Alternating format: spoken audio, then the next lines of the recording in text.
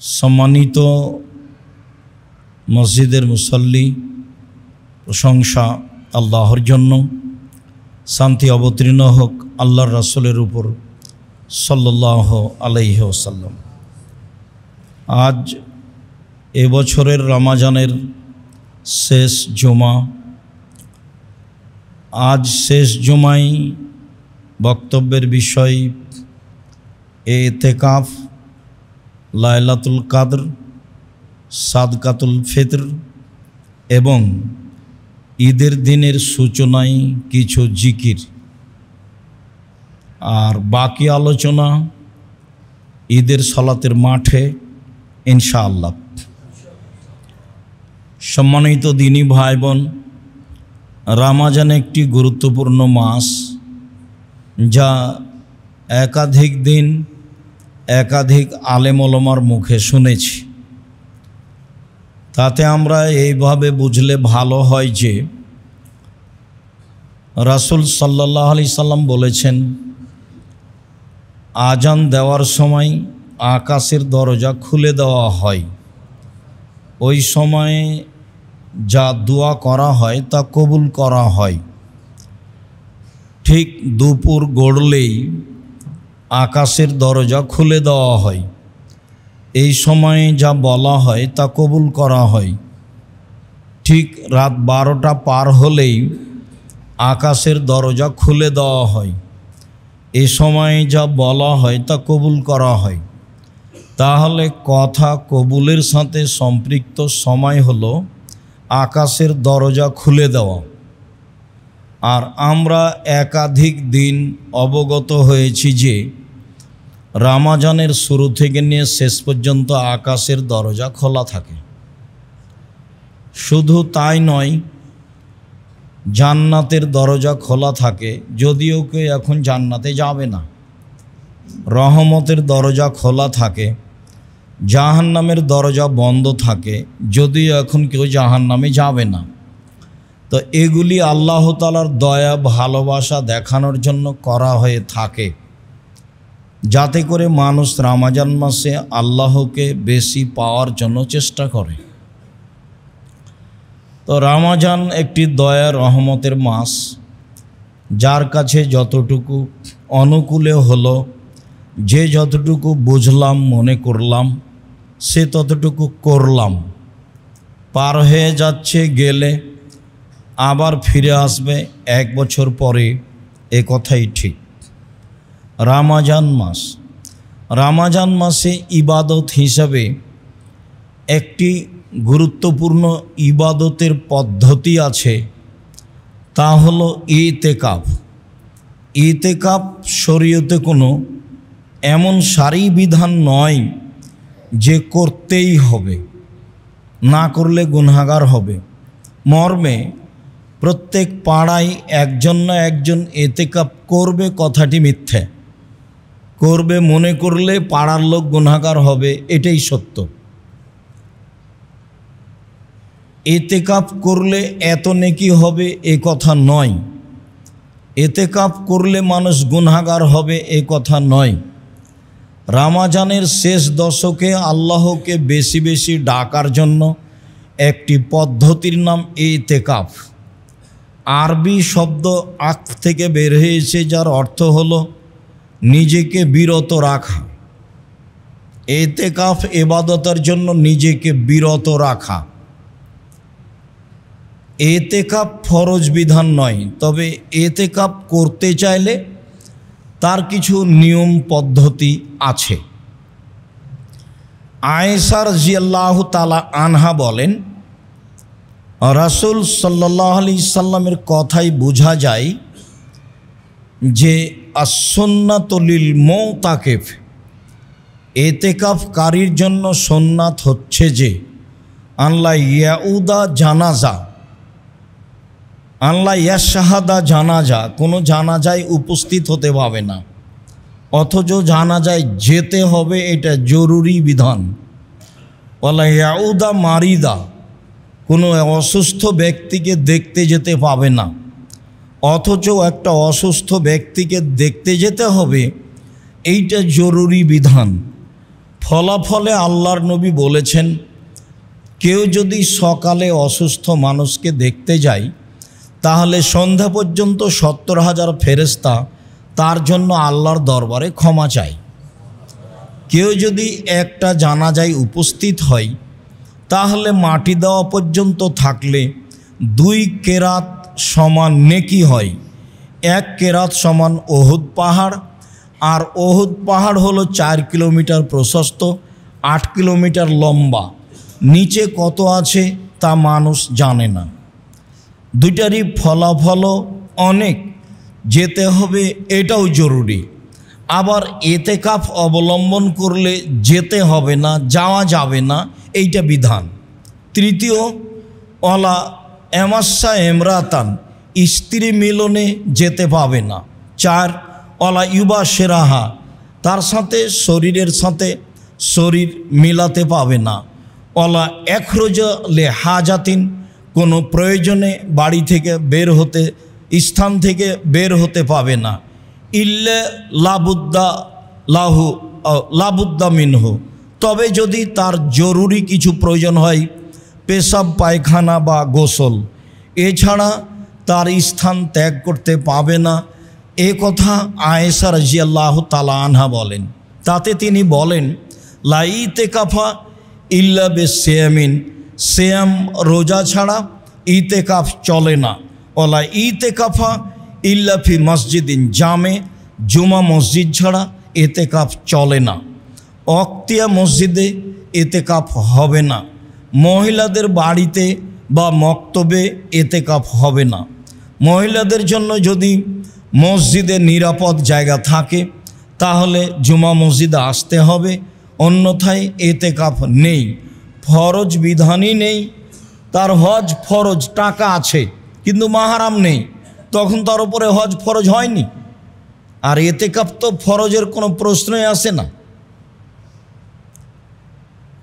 হজ ফরজ বিধান তো মাহারাম ব্যক্তি নেই, তখন তার হজ ফরজ হয়নি। বোনের স্বামী যাচ্ছে, বোন যাচ্ছে, তাই বোনের সাথে চলে যাবে, এই সবগুলো অহেতুক কথা। বা আরও 5 জন মহিলা যাচ্ছে, মহিলার সাথেও হজে চলে যাবে, উমরায় চলে যাবে, এগুলো অহেতুক কথা। এসব কথার সাথে রাসূল সাল্লাল্লাহু আলাইহি ওয়াসাল্লামের কোনো কথার মিল নেই। বলছিলাম ইতিকাফ।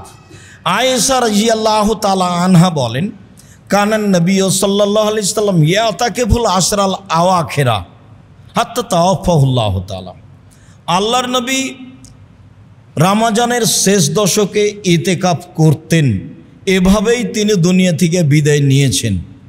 সুমা ইতাকাফা আজওয়াজুহু মিন বাদিহি, এরপরে তার স্ত্রীগণ মসজিদে এতেকাফ করতেন। মহিলারাও মসজিদে এতেকাফ করতে পারে, প্রমাণে বুখারী মুসলিমের হাদিস। রাসূলের স্ত্রীগণ এতেকাফ করতেন। আবু হুরায়রা রাদিয়াল্লাহু তাআলা আনহু বলেন, কানান নবী সাল্লাল্লাহু আলাইহি সাল্লাম ইয়াতাকিফুল আশরা,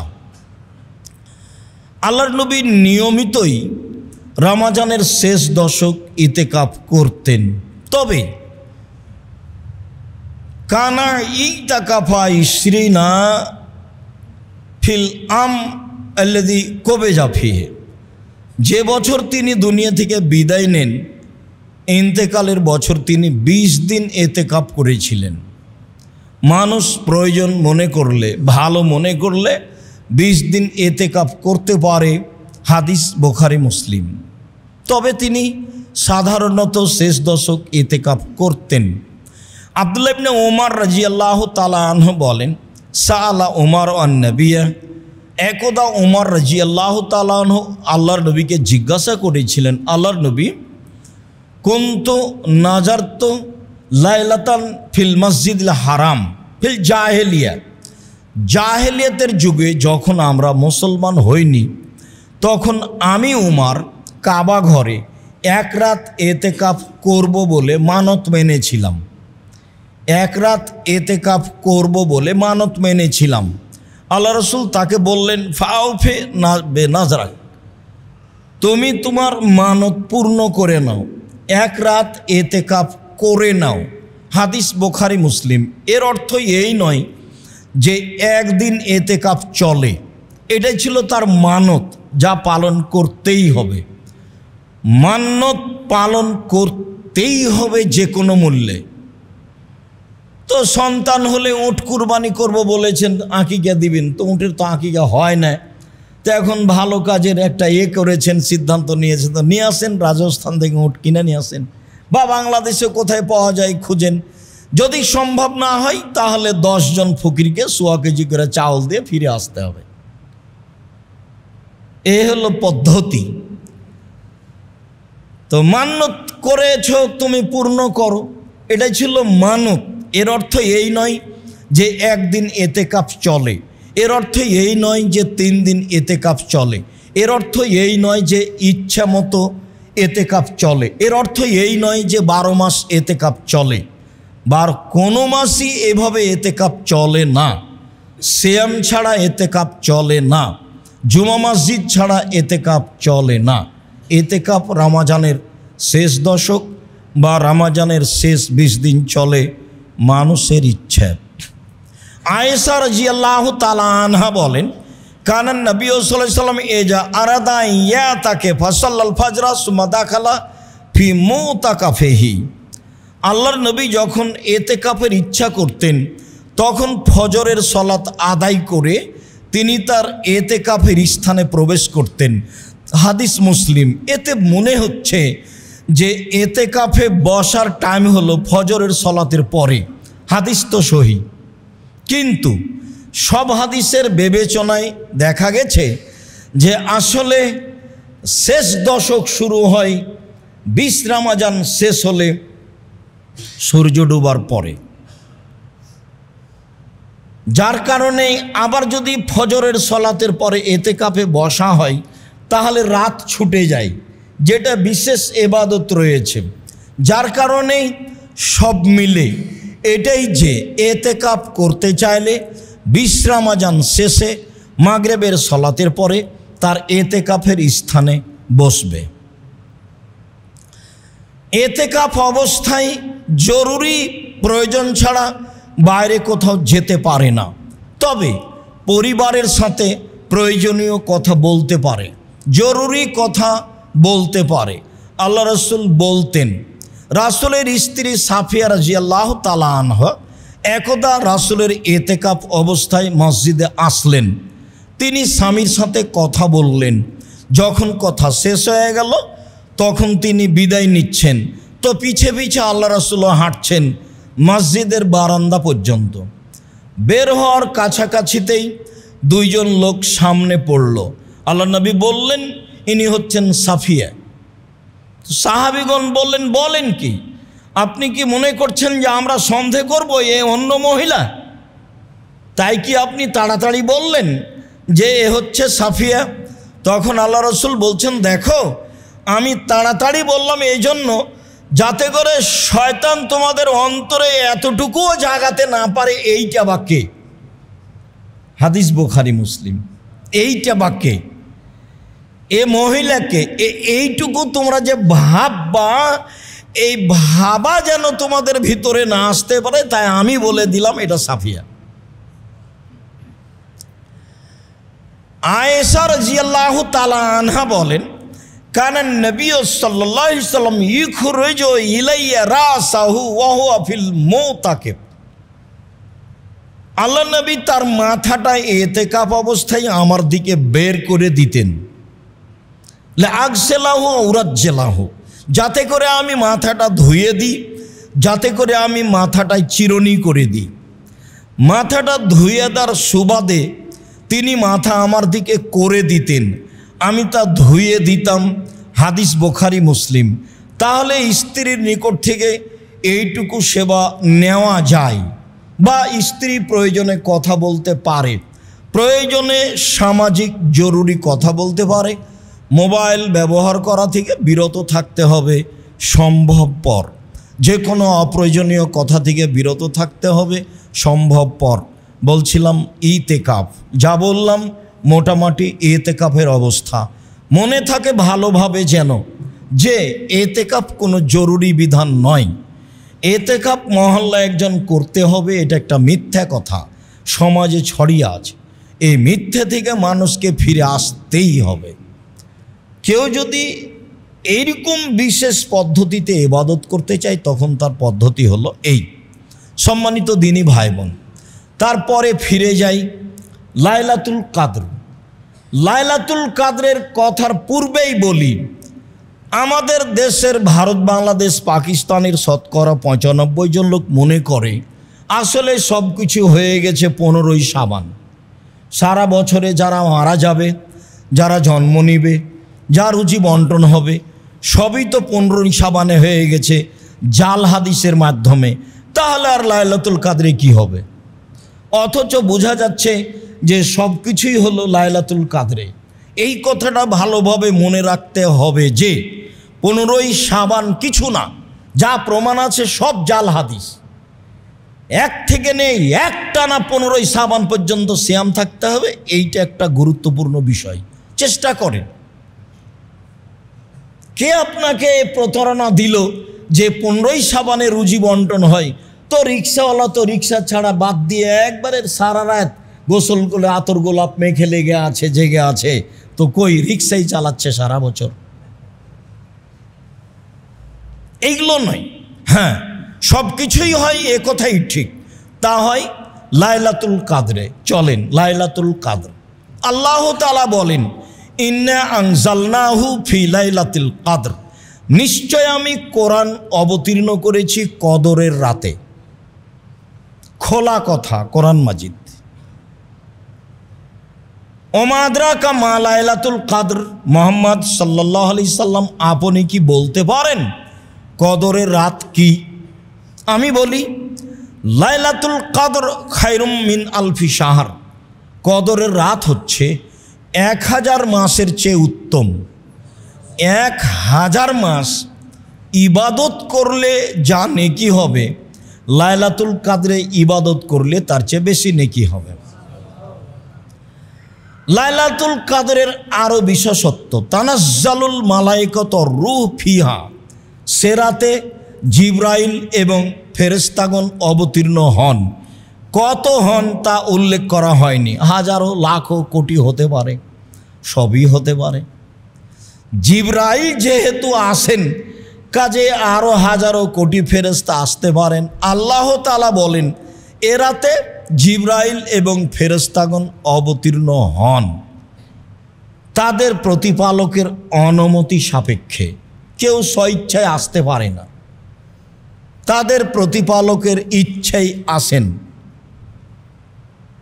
এরপরে মিন কুল্লি আমর, সব কিছু নিয়ে, দেখেন সব কিছু নিয়ে, সারা বছরে যা কিছু হবে, মরবে বাঁচবে, রুজি হবে, যেটাই পৃথিবীর মানুষ বুঝুক না কেন, সারা বছরের বাজেট বুঝুক, এটাই ঠিক। সারা বছরের বাজেট নিয়ে ফেরেশতা এই রাতে নেমে আসেন, যা আল্লাহ তাআলা বলেন, সালামুন হিয়া হাত্তা মাতলাইল ফজর, এই রাত শান্তিপূর্ণ থাকে ফজর পর্যন্ত। রাতটি শান্তিপূর্ণ থাকে ফজর পর্যন্ত। তাহলে জিবরাইল সহ ফেরেশতাগণ এ রাতে ফজর পর্যন্ত অবস্থান করেন, যা বোঝা যায়। আল্লাহ তাআলা অন্য আয়াতে বলেন, ইন্না আনজালনাহু ফি লাইলাতিন মুবারাকা, নিশ্চয় আমি কোরআন অবতীর্ণ করেছি বরকতময় রাতে। ইন্না কুন্না মুনজিরিন, এ দিয়ে আমি মানুষকে সতর্ক করতে চাই। কোরআন দিয়ে, না হলে রাত দিয়ে। আমাকে চিনো বুঝো। কোরআন দিয়ে, না হলে আমাকে দিয়ে আমি মানুষকে সতর্ক করতে চাই। ফিহা ইউফরাকো, এ রাতে চূড়ান্ত সিদ্ধান্ত নেওয়া হয়। কুল্লু আমরিন হাকিমিন, প্রত্যেক জ্ঞান সম্পন্ন বিষয়ের। তাহলে সূরা কাদরে আছে মিন কুল্লি আমর, সব কিছু নিয়ে। আর এখানে হলো ফিহা ইউফরাকো, চূড়ান্ত সিদ্ধান্ত নেওয়া হয় এ রাতে। কুল্লু আমরিন হাকিম, জ্ঞান সম্পন্ন সব কাজের। এমনি অহেতুক কোনো কাজ সেখানে সিদ্ধান্ত হয় না, অহেতুক কোনো কর্মের সিদ্ধান্ত হয় না। তা হয় বিজ্ঞান জ্ঞান সম্পূর্ণ প্রত্যেক কাজের এ রাত্রে চূড়ান্ত সিদ্ধান্ত নেওয়া হয়। এই কথা আল্লাহ তাআলা বলেন লাইলাতুল কাদর। আয়েশা রাদিয়াল্লাহু তাআলা আনহা বলেন কানান নবী সাল্লাল্লাহু আলাইহি সাল্লাম ইয়াজতাহিদু ফিল আসরিল আওয়াখির মা লা ইয়াজতাহিদু ফি গায়রিহা। আল্লাহর নবী রমজানের শেষ দশকে লাইলাতুল কাদর যেভাবে চেষ্টা করে খুঁজতেন অন্য দিনে মাসে তা করতেন না। আয়েশা রাদিয়াল্লাহু তাআলা আনহা বলেন তাহাররাউ লাইলাতুল কাদরে ফিল আসরিল আওয়াখিরে ফিল বিত্রে মিন রমজানা। রমজানের শেষ দশকে বিজোড় রাতে রাত লাইলাতুল কাদর কদরের রাত তল্লাশি চালাও। পৃথিবীর মানুষ তোমরা কদরের রাতের তল্লাশি চালাও রমজানের শেষ দশকের বিজোড় রাতে। এ কথা আয়েশা রাদিয়াল্লাহু তাআলা আনহা বলেন। আয়েশা রাদিয়াল্লাহু তাআলা আনহা বলেন কানান নবী সাল্লাল্লাহু আলাইহি সাল্লাম এজাদা খালাল আশর সাদ্দা মিজারাহু ওয়া আহিয়া লাইলাহু ওয়া আইকাজা আহলাহু। যখন রমজানের শেষ দশক আসত তখন তিনি লাইলাতুল কাদরের তল্লাশির জন্য লুঙ্গি গুটিয়ে নিতেন, মানে শক্ত প্রস্তুতি নিতেন। রাতে জেগে থাকতেন, পরিবারকে জাগাতেন। রাতে জেগে থাকতেন, পরিবারকে জাগাতেন। বিজোড় রাতের কথা তিনি বললেও তিনি নিজে 10 রাতি প্রাণপণে চেষ্টা করেছেন লাইলাতুল কাদরকে খুঁজতে, যা বোঝা যায়। আয়েশা রাদিয়াল্লাহু তাআলা আনহা বলেন আমি বললাম আল্লাহর নবী আরাইতা ইন আলিমতু আইয়ু লাইলাতিন লাইলাতুল কাদরে মা আকুলু ফিহা। আমি যদি বুঝতে পারি কোনটা লাইলাতুল কাদর তাহলে আমি কি বলবো? তখন আল্লাহ রাসূল বললেন কুলি, তুমি বলবা ইন্নাকা আফুবুন তুহিব্বুল আফওয়া ফাফু আন্নি। আল্লাহ তুমি ক্ষমাশীল, ক্ষমাকে ভালোবাসো, আমাকে ক্ষমা করো। যেহেতু তুমি নিজেই ক্ষমাশীল, ক্ষমাকেই ভালোবাসো, আমাকে ক্ষমা করো। যেটা কাজ তোমার সেটা করো। আমিও বলছি আল্লাহুম্মা ইন্নাকা আফুবুন তুহিব্বুল আফওয়া ফাফু আন্নি। হে আল্লাহ তুমি ক্ষমাশীল, ক্ষমাকে ভালোবাসো, আমাকে ক্ষমা করো। এই কথা রাসূল সাল্লাল্লাহু আলাইহি সাল্লাম আয়েশা রাদিয়াল্লাহু তাআলা আনহাকে বলে দিলেন লাইলাতুল কাদর। আবু সাঈদ খুদরি রাদিয়াল্লাহু তাআলা আনহু বলেন রাসূল সাল্লাল্লাহু আলাইহি সাল্লাম বলেছেন ইন্নী উরিতু লাইলাতুল কাদরে, আমাকে লাইলাতুল কাদর দেখানো হয়েছে, আমি দেখেছি। আল্লাহ নবী বলছেন আমি লাইলাতুল কাদর দেখেছি, তবে ইন্নী নুসিতুহা, আমাকে ভুলিয়ে দেওয়া হয়েছে। আমি এখন নিশ্চিত বলতে পারছি না যে কদরের রাত কোনটি, 27 রমজান নাকি। এটা একটা আস্ত পাগলামি। এইভাবে পটকা ফুটিয়ে মাইকিং করে বক্তব্য দিয়ে লাইলাতুল কাদর 27 রমজান জাগতে হবে, একাধিক বুখারী মুসলিমের হাদিসের বিরোধী আমল। আর কি যে বুঝছে, ভোর রাত থেকে মাইকে চিল্লাচ্ছে, গাজাল পড়ছে, বক্তব্য দিচ্ছে। তো আপনার একটা বিবেচনা থাকা দরকার, তোমার মাথাতে কি একটুকু কিছুই নাই? একটুকু আল্লাহ ঘেলু দেয়নি? কত মানুষ ইবাদত করছে, তুমি যে চিল্লাচ্ছ তার তোমার অসুবিধা হয় না মানুষের? তুমি এটা অনুভব করো না? আপনারা আশেপাশে দেখলে তাকে বলেন, আপনার ইতস্তবোধ হয় না কেন? আপনার বোধগম্য হয় না কেন? আপনার বোধোদয় হয় না কেন? আপনার মানবতা নাই কেন? পাশে আর একটা মানুষ সালাত আদায় করছে, কেমনে করে আপনি এখানে বক্তব্য দেন? মানে চিৎকার করে ইবাদত করতে নিষেধ করা আছে, তুমি কি একাই দুনিয়াতে আছো যে তুমি এভাবে গাজাল বলছো? কি বুঝাতে চাচ্ছ? যার 30 মিনিট আছে, আর 1 ঘন্টা আছে, আর আজানের 5 মিনিট আছে, সব প্রতারণা, সব নগদ মিথ্যে, রাসূলের উপর অপবাদ। আল্লাহ রাসূল বলছেন যে খানা হাজির হয়ে গেছে, আজান হয়েছে, খাও। তাহলে ও যে বললো নিষেধ, তো এটাকে তার পৈতৃক সম্পত্তি, তার বাবার সম্পত্তি। কে ওকে বললো যে এখন নিষেধ? কেন বলবে? কোন সাহস তার? কে তাকে সাহস দিল ধর্মের নামে প্রতারক, জীবন বাজি রেখে দলবল সহ এভাবে ধর্মের নামে প্রতারণা দিয়ে যাচ্ছে। যুদ্ধ করে আসছি 90 সাল থেকে, বলেছি নির্ধারিত সময়ের 30 সেকেন্ড আগে রোজা ইফতার করতে হবে। এখন শেষ পর্যন্ত এই বছর যা বলছিলাম সেটাই মানুষ গ্রহণ করলো। সবই করবে সময়ের গতিতে, আজকেই করতে পারে, হয় শরমে করে না, হয় লজ্জায় করে না, আর না হলে বুঝতে পারে না সেজন্য করে না। বুঝতে পারে না এ কথাটা আমি বলি না, বুঝতে পারে, অনেকেই বড় বড় বিদ্বান রয়েছে। হয় শরমে করে না, আর না হলে কেমনে বলি এতদিন করেছি একটা, এখন পড়বো আরেকটা, একটা কিছু আছে এইরকম। কেন এভাবে ইবাদত করবে মাইকে? কেন এভাবে চিৎকার করবে? আর 5 মিনিট, আর 10 মিনিট, আর 1 মিনিট। আল্লাহ নবী বলছেন খাদ্য উপস্থিত হয়েছে, খাও। আজান হয়েছে, খাও, খেয়ে সলাতে যাব। হাদিস তো বুখারী মুসলিম। সম্মানিত দিনী ভাই বোন, লাইলাতুল কাদর আমাকে ভুলিয়ে দেওয়া হয়েছে লাইলাতুল কাদর কোনটি। তারপরে তিনি বলছেন ইন্নি রাআইতু আন্নি আসজুদ ফি মাইন তিনিন, তবে আমি নিজেকে দেখছি যে আমি কাদামাটি, পানি মিশ্রিত কাদামাটির উপরে সিজদা করছি। এটা আমি দেখছি নিজেকে, এ কথা তিনি বলছেন। তারপরে বলছেন যে কানা সাকফুল মসজিদ জারিদান নাখলে, সেদিন ছিল মসজিদের ছাদটা খেজুর গাছের ডাল, মানে খেজুর গাছের ডাল দিয়ে ছাওয়া ছিল। তাহলে কি বুঝলাম? মানে পানি হলে বাহিরে যা পড়বে ভিতরে তার চেয়ে বেশি পড়বে। কিভাবে ভিতরে বেশি পড়বে? বাহিরে বন্ধ হয়ে গেলি পানি শেষ, আর এখানে আরও কিছুক্ষণ টপ টপ করে পানি পড়বে, যেগুলো ডালের সাথে লেগে আছে, যেগুলো ডালের সাথে লেগে আছে। মা নারা ফিস সামায়ে শায়ান, সেদিন আকাশে কোনো কিছু ছিল না। রাতে হঠাৎ একটা মেঘ দেখা গেল, ফম তেরো না, বেশ বৃষ্টি হয়ে গেল। ফারাইতো আসারাল মায় তিনে আলা ফসল্লা বেনা রাসূলুল্লাহ সাল্লাল্লাহু আলাইহি সাল্লাম, সেদিন আল্লাহ রাসূল আমাদেরকে নিয়ে সালাত আদায় করলেন।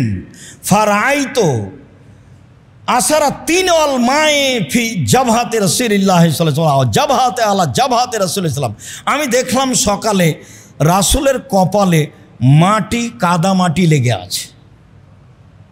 তিনি সিজদা করেছেন, রাতে বৃষ্টি হয়েছে, রাতে সিজদা করেছেন, সেই কাদামাটি লেগে আছে। আর সেদিন ছিল মিন সুবে হেদা ইশরিনা, 21শে রমজানের সকাল। সেদিন ছিল 21শে রমজানের সকাল। আমরাও বলছিলাম এবছরের ধারণায় 21শে রমজানই মনে হয় লাইলাতুল কাদর গেছে বলে অনুমান করা যায়। লাইলাতুল কাদরের পরিচয় আব্দুল্লাহ ইবনে আব্বাস রাদিয়াল্লাহু তাআলা আনহু বলেন, রাসূল সাল্লাল্লাহু আলাইহি সাল্লাম বলেছেন, লাইলাতুল কাদরে লাইলাতুন সামহাতুন বালজাতুন তালকা, লাইলাতুল কাদর কদরের রাত, স্বচ্ছ, পরিষ্কার, শান্তিপূর্ণ। কদরের রাত হয় স্বচ্ছ, পরিষ্কার, শান্তিপূর্ণ। লা বারেদাতুন ওয়ালা হাররা, কদরের রাত শীত গরম থেকে মুক্ত হয়। তুসবিহু শামসু সাবিহাতুহা যায়ফা হামরা, কদরের রাতের সকাল সূর্যের কিরণ হবে দুর্বল এবং লাল বর্ণের। এক, কদরের রাত স্বচ্ছ, পরিষ্কার, শান্তিপূর্ণ। দুই, কদরের রাত শীত গরম থেকে মুক্ত। তিন, কদরের রাতের সকাল হবে সূর্যের কিরণ দুর্বল এবং লাল বর্ণের।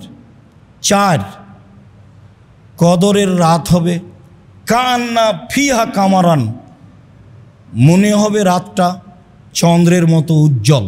চন্দ্রময় রাত যেমন উজ্জ্বল তেমন উজ্জ্বল হবে। চন্দ্র রাতে থাকবে এই কথা নয়, চন্দ্রময় রাত যেমন উজ্জ্বল রাতটি হবে তেমন উজ্জ্বল। তিনি বলেন লা ইয়াখরুজু শয়তান, সে রাতে শয়তান বের হবে না যতক্ষণ পর্যন্ত ফজর না হচ্ছে।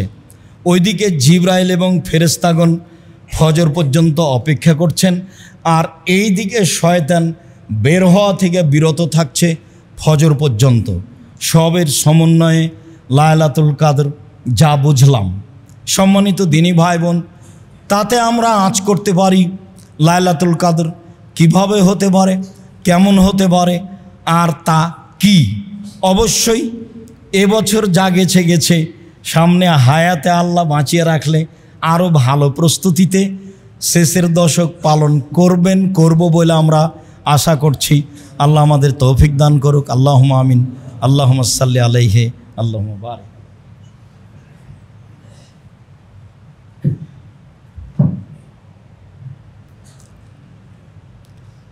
আলহামদুলিল্লাহ ওয়াহদা ওয়াসসালাতু ওয়াসসালামু আলা মান লা নাবিয়্যা বা'দা। আব্দুল্লাহ ইবনে উমর রাদিয়াল্লাহু তাআলা আনহু বলেন, ফারাজা রাসূলুল্লাহ সাল্লাল্লাহু আলাইহি সাল্লাম যাকাতাল ফিতরে সাআন মিন তামারিন আও সাআন মিন সাইরিন, এক সা খেজুর অথবা এক সা গম ফরজ করেছেন ফেতরার জাকাত, জাকাতুল ফিতর, ফেতরার জাকাত। আলাল আবদে অল হুররে, দাস দাসীর ওপরে, স্বাধীন মানুষের উপরে। দাস দাসীর ওপরে, স্বাধীন পুরুষ নারীর উপরে। আলা যাকারে অল উনসা, স্বাধীন পুরুষ স্বাধীন নারীর উপরে। অসাগিরে অল কাবিরে, ছোটর উপরে বড়োর উপরে। মিনাল মুসলিমিনা, যারা মুসলিম। যার কারণেই বিদ্বানগণ বলতে চেয়েছেন যে ছোট মানে কত ছোট?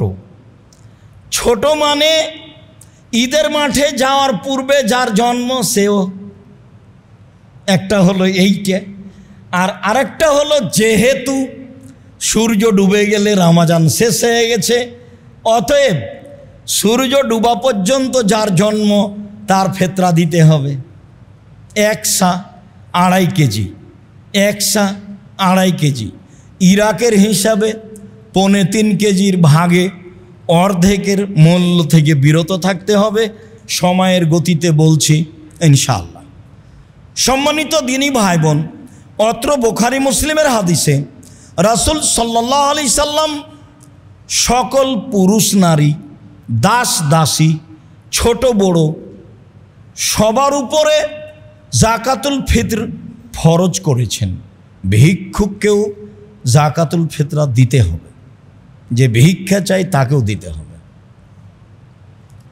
আর কারণ এটাই, আব্দুল্লাহ ইবনে আব্বাস রাদিয়াল্লাহু তাআলা আনহু বলেন, ফারাজা রাসূলুল্লাহ সাল্লাল্লাহু আলাইহি ওয়াসাল্লাম যাকাতাল ফিতরে তোহরাল লিসিয়ামে মিনাল লাগব ওয়া রাফাসে, সিয়ামটাকে অশ্লীল কথা ও কর্ম, অপছন্দ কথা ও কর্ম থেকে পবিত্র করার জন্য। মানুষ হিসাবে কিছু যদি ঘটে থাকে তো ফেতরা দিয়ে আল্লাহ ওটা পার করে দিবেন, সেই জন্য।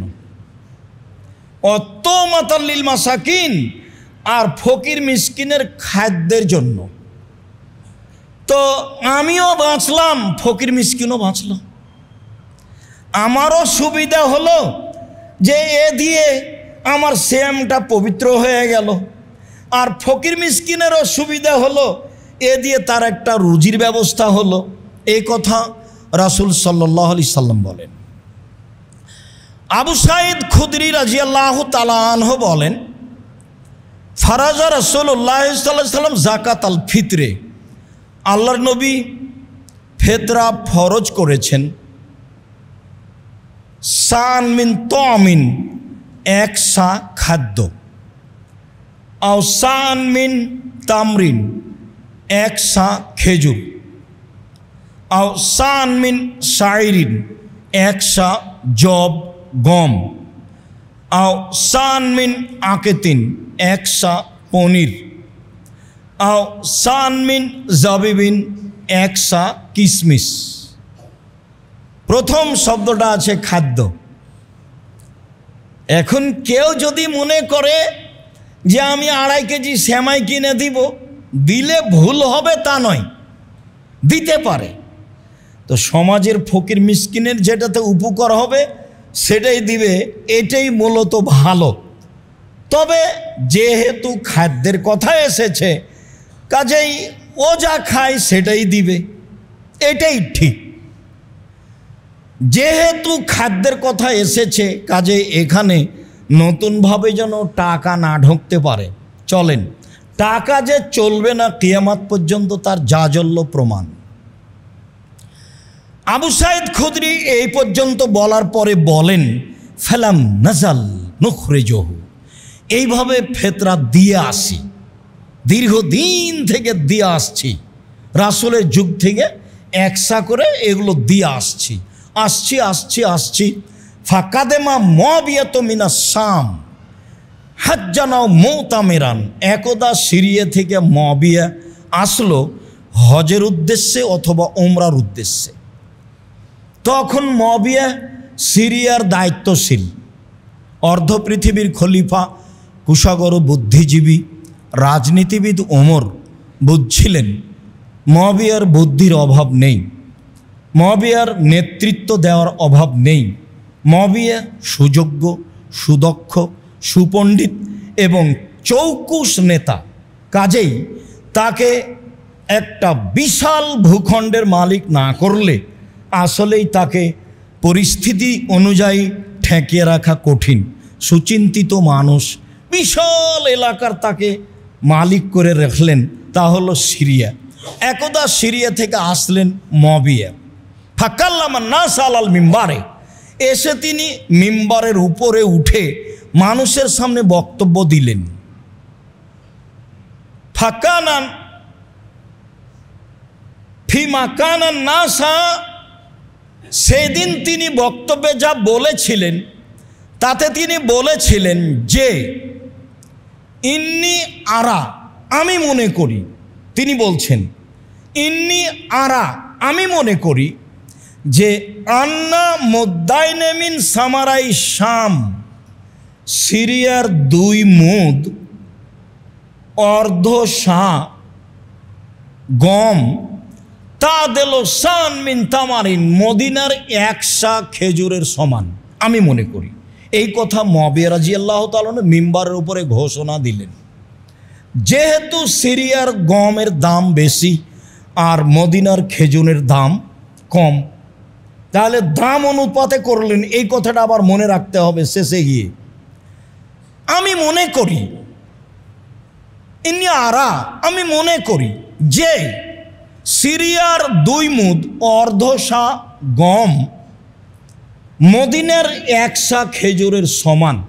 ফা খাজা নাসবে জালেকা, মানুষ তখন বলল আচ্ছা ঠিক আছে, খুব ভালো কথা, তাহলে আমরা গম দিলে অর্ধেক দিব, অর্ধ সা দিব। মানুষ এটা গ্রহণ করে নিল। ফাম্মা আনা, এবার আমি আবু সাইদ খুদরি বলছি, তবে আমি ফালা আজালা উখরেজহু কামাকুন্ত আখরজহু ফি আহাদিন নবী সাল্লাল্লাহু আলাইহি ওয়াসাল্লাম আবাদান, আমি রাসূলের যুগে 1 সা বের করতাম, সর্বদা বের করব, মা ইস্ত, যতদিন বেঁচে থাকবো। তবে আমি, মানুষ তো মুআবিয়া রাদিয়াল্লাহু তাআলার এই রায় সিদ্ধান্তকে গ্রহণ করে নিল, যেটা তিনি বললেন আমি মনে করি, তো মানুষ গ্রহণ করে নিল। মানুষ তো করেই, ভারত, বাংলাদেশ, পাকিস্তানের শতকরা 95 জন মানুষ করেছে, করছে। এখন আপনি দেখছেন আপনার পাশে, হয়তো বা আপনিও তার মধ্যে একজন। তো মুআবিয়া রাদিয়াল্লাহু তাআলা বলছেন যে যতদিন আমি হায়াতে বেঁচে থাকবো 1 সা দিব। কালা রাজুলুন মিনাল কওমে, একটা লোক পাশ থেকে বলল, কেন মুদ্দানে মিন কামহিন, অর্ধ সা গম দিলে হবে না? তখন তিনি বলছেন লা কিমাত মুআবিয়া, আরে এইটা তো মুআবিয়ার মূল্য হিসাব, লাখ ভালো হয়ে বলা আমালও বেহা, না আমি কখনো মানব না আমি কখনো আমল করব। আমি মবিয়ার এই মূল্য হিসাব কখনো কবুল করব না। আমি মবিয়ার এই মূল্য হিসাব সিদ্ধান্ত রায়কে কখনো মানব না। হাদিস তো সহি। আপনি কি করবেন? কে আপনাকে বলল? সারা পৃথিবীর মানুষ মেনে নিলে আপনি মেনে নেবেন? সারা দুনিয়াতে মাত্র ইব্রাহিম আলাইহিস সালাম আর তার স্ত্রী ভালো মানুষ ছিলেন, আর কেউ ছিল না। তাহলে এখন ইব্রাহিম আলাইহিস সালাম উল্টে যাবেন? সারা দুনিয়ার মানুষ যদি এখন করোনায় 3 ফুট পর পর দাঁড়ায়, আপনিও দাঁড়াবেন? হুজুরি যে আগে বক্তব্য কত শক্ত। কাবা ঘরে 3 ফুট আছে, কাবা ঘরের চেয়ে আরও যদি কোনো জায়গা ভিন্ন থাকতো সেখানে 3 ফুট থাকলে হবে না? 3 ফুট পর পর দাঁড়ানোর সিদ্ধান্ত পেশ করতে হলে আবার কাকে আসতে হবে? মুহাম্মদ সাল্লাল্লাহু আলাইহি সাল্লামকে। যেহেতু মুহাম্মদ সাল্লাল্লাহু আলাইহি সাল্লাম কিয়ামত পর্যন্ত আসবেন না, কাজে ইবাদতের নিয়ম কিয়ামত পর্যন্ত কোনোদিন পরিবর্তন হবে না।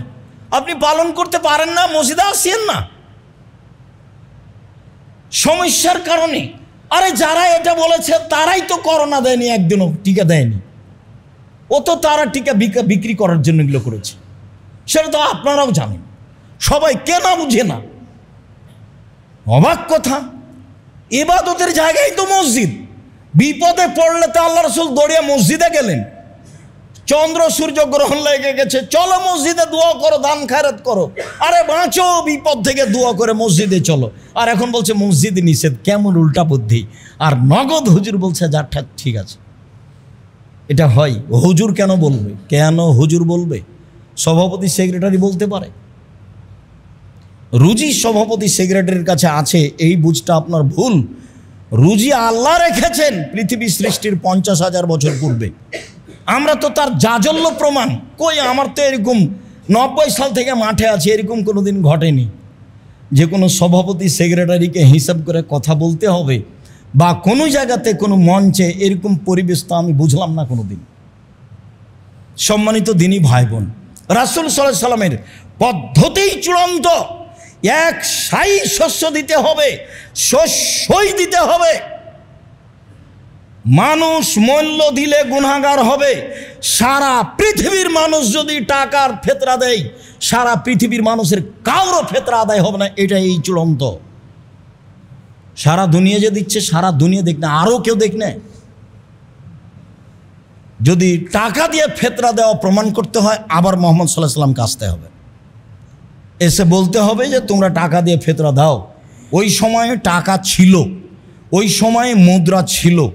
স্বর্ণের মুদ্রা দিয়ে হাট বাজার হতো, রূপার মুদ্রা দিয়ে হাট বাজার হতো, কিন্তু তিনি মুদ্রার কথা উল্লেখ করেননি। আব্দুর রাজ্জাক সাহেব, চাউল যে কেউ নেয় না, ফেলে দেন। কেউ যদি না নেয় তো জামিয়ে পাঠিয়ে দিন।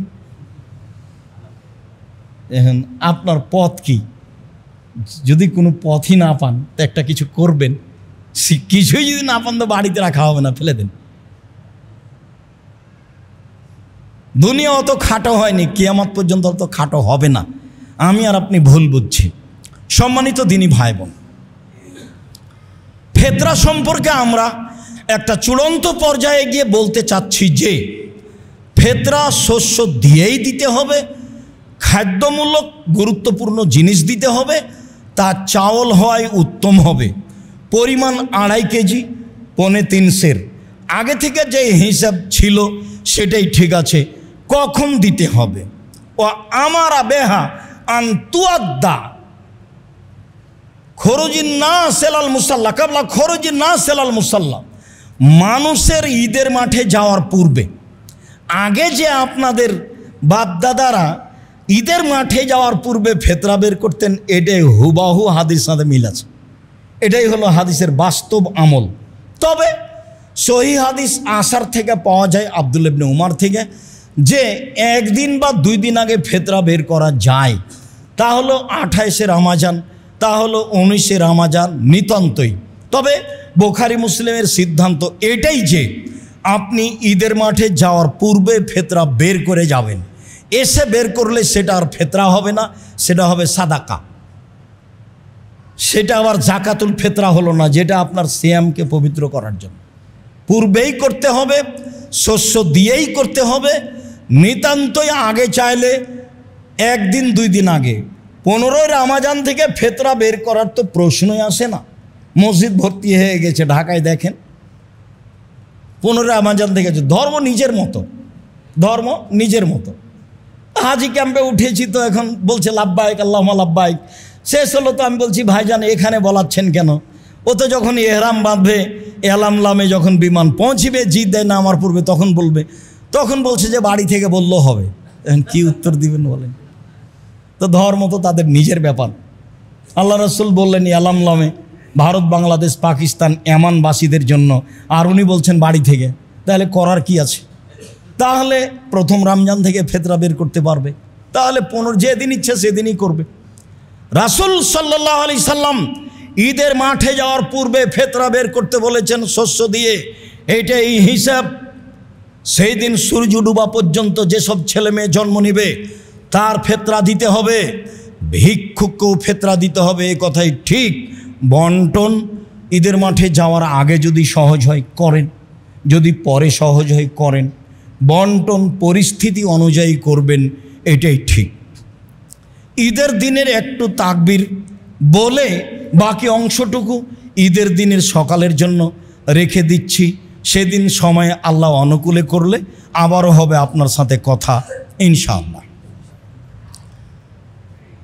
ইমাম জোহরি থেকে একটি সহি সূত্র প্রমাণ হয় যে কানান নাসু ইকাব্বিরুনা হিনা ইয়াখরুজুনা মিন মানাজিলিহিম। ঈদুল ফিতরে মানুষ তাকবীর বলতো যখন ঈদের সলাতে যাওয়ার জন্য বাড়ি থেকে বের হতো, হাত্তা ইয়াতুল মুসাল্লা ঈদের মাঠে আসা পর্যন্ত। অফি রিওয়ায়াতিন হাত্তা ইখরাজাল ইমাম, ইমাম বের হওয়া পর্যন্ত। ফায়জা খারাজা সাকাতো, যখন ইমাম তার সলাতের জায়গায় চলে যেতেন তখন মুসাল্লিরা তাকবীর বলা থেকে বিরত হয়ে যেতেন। অনেক বর্ণনা এসেছে কানান নবী সাল্লাল্লাহু আলাইহি সাল্লাম ইকাব্বিরু হিনা ইয়াখরুজা হাত্তা ইসাল্লিয়া। আল্লাহ রাসূল তাকবীর বলতেন বাড়ি থেকে বের হওয়ার সময় সলাত শুরু করা পর্যন্ত। এগুলো ঈদুল ফিতর। ঈদুল ফিতরের 3টে সুন্নাত। 1 আল মাসি, পায়ে হেঁটে যাওয়া। সম্ভব হলে পায়ে হেঁটে যাবেন, এটাই ঠিক। যাবেন একটাই, আসবেন একটাই। 2 আল আকলো কাবলাল খরুজ, বের হওয়ার পূর্বে খাওয়া, যেটা কুরবানির বিপরীত। 3 অলিগতেসাল, গোসল। গোসল সুন্নাতের অন্তর্ভুক্ত, না পারেন সেটা ভিন্ন কথা। ঈদুল ফিতরের জন্য এই 3টে, গোসল টোসল করে ভালো পোশাক পরে। ভালো পোশাকের অর্থ এই নয় যে নতুন পোশাক হতে হবে। জুমার দিনে পোশাকের যত গুরুত্ব পেশ করা হয়েছে ঈদের দিনের তত গুরুত্ব পেশ করা হয়নি। খালি বুখারী মুসলিমে এসেছে ওমর রাদিয়াল্লাহু তাআলা আনহু একটা কাপড় নিয়ে এসে আল্লাহ রাসূলকে বললেন আপনি যদি এটা কিনতেন তাহলে আপনি আগন্তুকের সাথে এইটা পরে সাক্ষাৎ করতেন, আর ঈদের যাওয়ার সময় এইটা পরতেন। এইটা বললেন, এটা এইভাবে বললেন। আর জুমার দিনের জন্য আল্লাহ রাসূল বলেছেন সকালে সকালে গোসল করলো, স্ত্রীকে গোসল করালো, সম্ভব হলে আতর গায়ে লাগালো, তারপরে ভালো পোশাক পরিধান করলো, পায়ে হেঁটে মসজিদে গেল, মানুষের কাঁধ ডিঙ্গিয়ে সামনে গেল না, ইমামের খুতবা শুনলো, তার সাথে সলাত আদায় করলো। তাহলে বাড়ি থেকে যত পদক্ষেপ পা রেখেছে তত বার সমান 1 বছর তাহাজ্জুদ সলাত আদায় করলে, 1 বছর নফল সিয়াম আদায় করলে জানে কি হয় তাই। তাহাজ্জুদ সিয়াম, তাহাজ্জুদ সিয়াম, তাহাজ্জুদ সিয়াম 1 বছর সমান, যা প্রত্যেক পদক্ষেপে তাই। সেইখানে ভালো পোশাকের কথা আছে।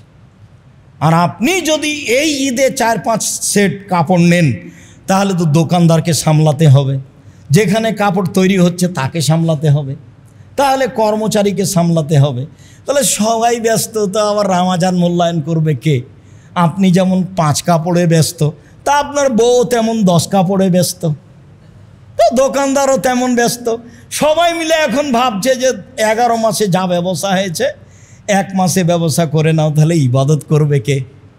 সবটাই উল্টে গেছে, সবটাই খাওয়া থেকে নিয়ে সব কিছু সবটাই কমাতে হবে, তাহলে আপনি ইবাদতকে মূল্যায়ন করতে পারবেন। সম্মানিত দিনী ভাই বোন, আলী রাদিয়াল্লাহু তাআলা আনহু ইকাব্বিরু ইয়াউমা আরাফা বাদাল ফজরে এলা সালাতিল আসর মিন আখির আইয়াম। কুরবানির ঈদে আলী রাদিয়াল্লাহু তাআলা আনহু আরাফার দিন তাকবীর পাঠ করেন আইয়ামে তাশরিক পর্যন্ত, অর্থাৎ ঈদের 3 দিন পর পর্যন্ত। আবু হুরায়রা রাদিয়াল্লাহু তাআলা আনহু আর আব্দুল্লাহ ইবনে উমর ইয়াখরুজানে ইলা সুকে ফি আইয়ামিল আসরে, কুরবানির 1 থেকে নিয়ে 13 তারিখ পর্যন্ত 10 তারিখ পর্যন্ত তারা বাজারের দিকে যেতেন। ওয়ায়ুকাব্বিরানে, দুইজনই তাকবীর পাঠ করতেন। ওয়ায়ুকাব্বিরুন নাসু বে তাকবীরে হেমা, জনগণও তাদের তাকবীরের সাথে তাকবীর পাঠ করত। তাহলে কুরবানির দিন কুরবানিতে তাকবীর হলো একেবারে ঈদুল আজহার 1 তারিখ থেকে নিয়ে 13 তারিখ পর্যন্ত, এক টানা 13 তারিখ আসর সালাত পর্যন্ত। আর ঈদুল ফিতরে তাকবীর হলো বের হওয়া থেকে ঈদের মাঠ পর্যন্ত, সালাত পর্যন্ত। এক হাদিসে বের হওয়া থেকে ঈদের মাঠ পর্যন্ত, আর এক হাদিসে বের হওয়া থেকে নিয়ে সালাত পর্যন্ত। এ হলো তাকবীর। বিষয়গুলি ভালোভাবে মনে থাকে যেন, সব তাকবীরেই হাত উঠাতে হবে সেই কথাটি পরে। এখানে আরেকটি জরুরি কথা, যে কি তাকবীর পড়ব, তাকবীর কি হবে আমাদের। আল্লাহ তাআলা বলছেন ফাদকুরুল্লাহা ইনদাল মাশারিল হারাম, তোমরা কুরবানির দিন মাশারে হারামে আল্লাহকে ডাকো। যারা হজ করতে যায় তাদেরকে বলছে। মাশারে হারাম আছে মুজদালেফায়, ভিড়ে আপনি খুঁজে পাবেন না, পরের দিন দেখে আসিয়েন, নাহলে আগের দিন দেখে আসলেন।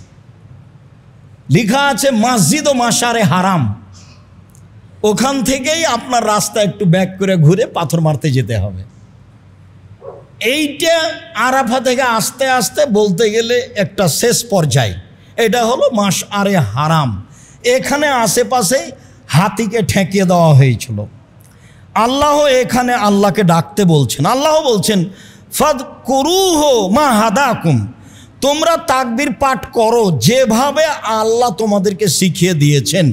আল্লাহ তাআলা বলছেন ওয়াদকুরুল্লাহা ফি আইয়ামিম মাদুদাত, এই দিনগুলিতে তোমরা আল্লাহকে ডাকো, জিকির করো। কি দিয়ে ডাকবো, কি দিয়ে জিকির করব? তাতে স্পষ্ট প্রমাণ আছে এইটুকু যে আব্দুল্লাহ ইবনে উমর ইকাব্বিরু, আব্দুল্লাহ ইবনে উমর ফি আইয়ামিত তাশরিক, তাশরিকের দিনগুলিতে বলতেন আল্লাহু আকবার, আল্লাহু আকবার, লা ইলাহা ইল্লাল্লাহ, আল্লাহু আকবার, আল্লাহু আকবার ওয়ালিল্লাহিল হামদ। পরে ও আল্লাহু আকবার, আল্লাহু আকবার, লা ইলাহা ইল্লাল্লাহ, আল্লাহু আকবার, আল্লাহু আকবার ওয়ালিল্লাহিল হামদ। হাদিস সহিহ। এইটুকু বোঝা যায় স্পষ্ট। আল্লাহু আকবার কাবীরা, আলহামদুলিল্লাহ কাসীরা, সুবহানাল্লাহি বুকরাতান ওয়াসিলা, এইটা আমরা এ যাবৎ প্রমাণ করতে পারিনি। এইটা থেকে আপনাকে বিরত থাকতে হবে সারা দুনিয়া বললেও। তাহলে আপনি জিকির কি করবেন? তো জিকির করেন তাহলে, যেহেতু আয়াত দ্বারা প্রমাণ। জিকির কি? সবচেয়ে উত্তম জিকির লা ইলাহা ইল্লাল্লাহ, আফজালুজ জিকির লা ইলাহা ইল্লাল্লাহ, সবচেয়ে উত্তম জিকির হচ্ছে লা ইলাহা ইল্লাল্লাহ। বলেন তাহলে কুরবানির 1 তারিখ থেকে ঈদের দিন সকাল থেকে বলেন লা ইলাহা ইল্লাল্লাহ, লা ইলাহা ইল্লাল্লাহ, লা ইলাহা ইল্লাল্লাহ বলেন। সবচেয়ে উত্তম জিকির হচ্ছে সুবহানাল্লাহি ওয়া বিহামদিহি সুবহানাল্লাহিল আজিম, সুবহানাল্লাহি ওয়া বিহামদিহি সুবহানাল্লাহিল আজিম। সবচেয়ে উত্তম জিকির হচ্ছে সুবহানাল্লাহি আলহামদুলিল্লাহি ওয়া লা ইলাহা ইল্লাল্লাহু আল্লাহু আকবার। সবচেয়ে উত্তম জিকির হচ্ছে সুবহানাল্লাহি ওয়া বিহামদিহি, যেটা 100 বারের হিসাব আছে, সুবহানাল্লাহি ওয়া বিহামদিহি। এ হলো জিকির। তাহলে স্পষ্ট জিকির আব্দুল্লাহ ইবনে উমর থেকে এইটা, আল্লাহু আকবার, আল্লাহু আকবার, লা ইলাহা ইল্লাল্লাহ, আল্লাহু আকবার, আল্লাহু আকবার, ওয়ালিল্লাহিল হামদ। আল্লাহু আকবার কবিরা, আলহামদুলিল্লাহ কাসিরা, সুবহানাল্লাহি বুকরাতাও ওয়াসিলা বলা থেকে বিরত থাকবেন। আরও 5 জনকে বলতে নিষেধ করবেন, কেন এটা ইবাদত, আমার আর আপনার ইচ্ছা চলে না। যেহেতু আল্লাহকে আল্লাহ নিজে ডাকতে বলছেন যে এই দিনগুলিতে আল্লাহকে ডাকো, জিকির করো, তাহলে তো উত্তম জিকির আছে লা ইলাহা ইল্লাল্লাহ, বলেন, সেটার প্রমাণ আছে জিকির হিসাবে। সবচেয়ে জিকির যাতে 4টা কালেমা আছে, সুবহানাল্লাহ, আলহামদুলিল্লাহ, লা ইলাহা ইল্লাল্লাহ, আল্লাহু আকবার। এটা হলো আপনার ঢাল, যা থেকে বিপদে বাঁচা যায়। এটা হলো পিছন দিক থেকে ঢাল, যাতে শত্রু পিছন দিকে ধরতে না পারে। এটা হলো স্থায়ী শতামল, সুবহানাল্লাহ, আলহামদুলিল্লাহ, লা ইলাহা ইল্লাল্লাহ, আল্লাহু আকবার। এটার গুণ হলো 3টে। একটা, সামনে থেকে শত্রু আপনাকে ধরতে পারবে না, এটা ঠেকাবে। 2, পিছন দিকে শত্রু আপনার আসতে পারবে না, এ ঠেকাবে, জাহান্নাম থেকে বাঁচাবে। 3, এটা হলো স্থায়ী শতামল। আর ভারী জিকির নেকির পাল্লাই সুবহানাল্লাহি ওয়া বিহামদিহি সুবহানাল্লাহিল আযীম। আর একবারে সাগরের সমান যদি পাপ হয়, ফেনার সমান, সবও মুছে যাবে। সেটা কি? 100 বার সুবহানাল্লাহি ওয়া বিহামদিহি, সুবহানাল্লাহি ওয়া বিহামদিহি, সুবহানাল্লাহি ওয়া বিহামদিহি, সুবহানাল্লাহি জিকির হিসাবে নেন। তাহলে জিকির হিসাবে আমি এইগুলো নিতে পারি, আর সরাসরি আব্দুল্লাহ ইবনে ওমর থেকে যা প্রমাণ হলো তা নিতে পারি। সলাতের পরে আপনাদের সাথে বসে সিদ্ধান্ত নিব আমি ঈদের দিন ঈদের সলাত কয়টায় হবে। অনুমান করছি 7:30টায় বা 7:15টায়, গত বছর অনুযায়ী। কথা শেষে আপনাদের সাথে হবে। বলছিলাম, সম্মানিত দিনী ভাই বোন, রামাজানকে মূল্যায়ন করার 1 নম্বর পথ সিয়াম থাকা। রামাজানকে মূল্যায়ন করার 2 নম্বর পথ দান করা। এইটা ইবাদত, এবং পৃথিবীতে সবচেয়ে শক্তিশালী ইবাদত, কম হোক বেশি হোক, যার যা সম্ভব। ভালো জায়গাতে দান করিয়েন, দান যেন আবার পাপের কারণ না হয়। এইটা হলো রমজান মাসের দ্বিতীয় গুরুত্বপূর্ণ কাজ। আল্লাহর নবী রমজান মাসে পূর্ব দিকের বাতাসের চেয়ে বেশি দানশীল ছিলেন। কেমন কি, এটা আপনার কি দিয়ে বুঝাবো? পূর্ব দিকের বাতাসের চেয়ে বেশি দানশীল ছিলেন, মানে খুব বেশি দান করতেন রমজান মাসে।